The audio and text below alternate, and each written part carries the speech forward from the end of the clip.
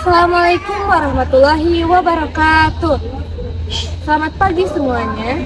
Perkenalkan, kami dari kelompok 3 yang beranggotakan saya Zahra Fahira Dia Unhak sebagai kelompok. Adapun anggota lainnya, di sebelah kiri saya ada Rosya Andriansyah.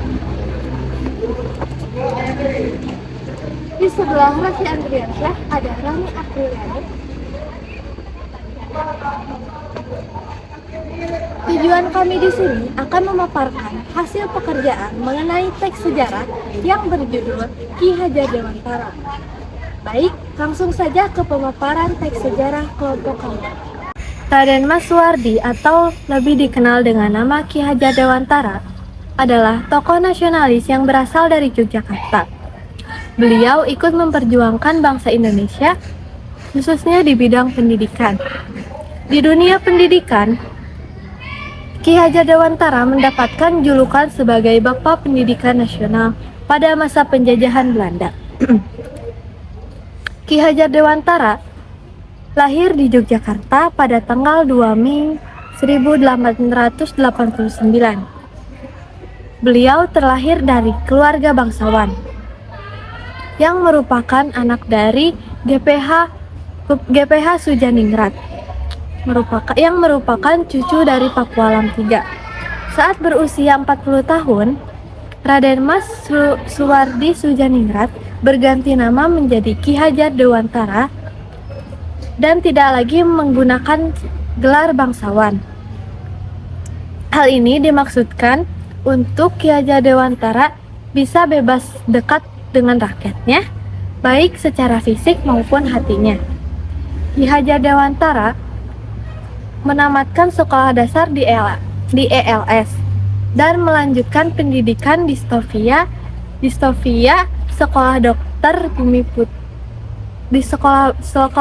Bumi Putra pada tahun 1905. Karena kerap sakit, ia tidak melanjutkan sekolah tingginya. Setelah itu, ia gemar mencari ilmu di berbagai tempat. Kemudian Ki Hajar Dewantara mendapatkan pekerjaan menjadi wartawan di berbagai kabar.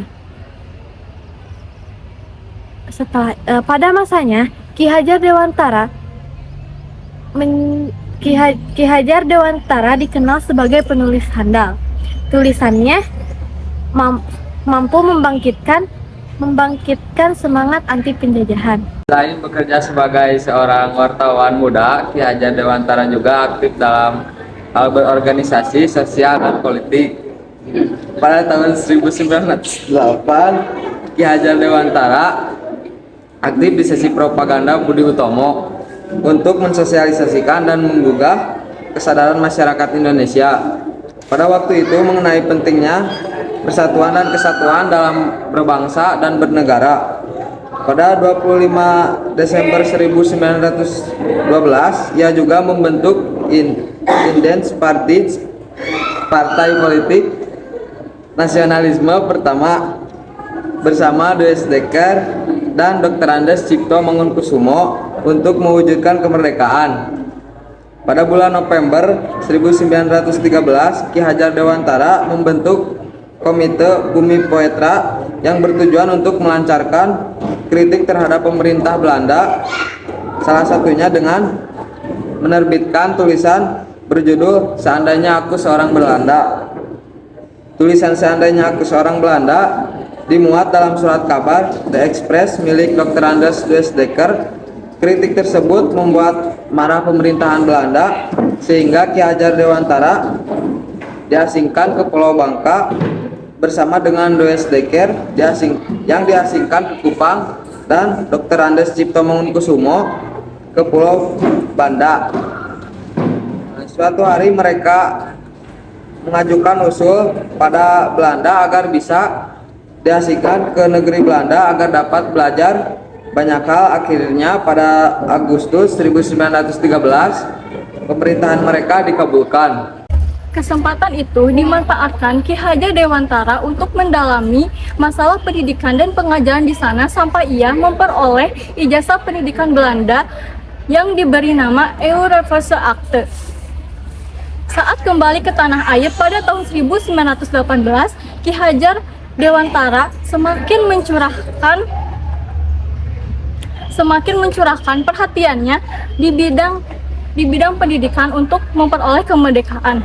Pada 3 Juli 1922, Ki Hajar Dewantara bersama rekan-rekannya mendirikan perguruan bercorak nasional yang diberi nama Perguruan Nasional Taman Siswa. Perguruan ini sangat menekankan pendidikan yang ditanamkan rasa mencintai bangsa dan tanah air untuk memperoleh kemerdekaan. Setelah kemerdekaan, Ki Hajar Dewantara sempat menjadi Menteri Pendidikan, Pengajaran, dan Kebudayaan yang pertama.